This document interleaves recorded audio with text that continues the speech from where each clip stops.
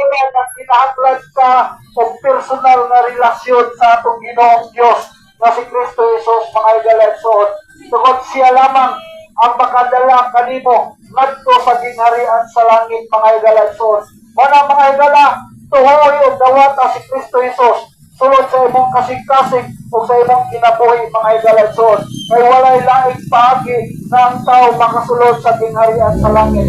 Dapiton ko ikaw, mga igala, sa usa ka pag-ampo, mga igala, diha sa imong gibarugan, diha sa imong gilingkuran, mga igala, kung ikaw motong mudawat si Kristo Jesus, sa imong Diyos, kung manduluwas, kung nakasabot ka, pamintahin karong kagabiyon, mga igala, na si Kristo Jesus lang ang makadala kanimo adto sa gingharian sa langit.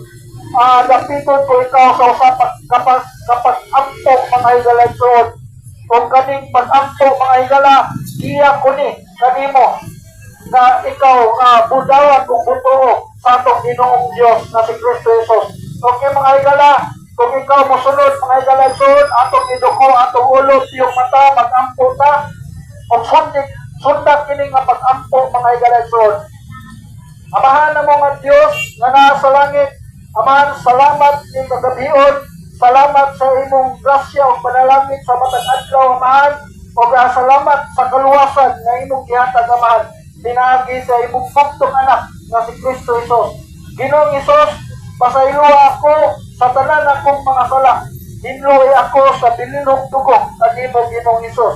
Ikaw na ang akong Dios kung manluluwas sulod sa akong kasing-kasing o sa akong kinabuhi. Salamat sa kaluwasan na imong gihatag, Ginoong Jesus. Kining tanan akong giampo kanimo gisalig o gipangayog pasaylo sa ngalan ni Kristo Jesus na akong Dios ug manluluwas. Amen. Mga igala,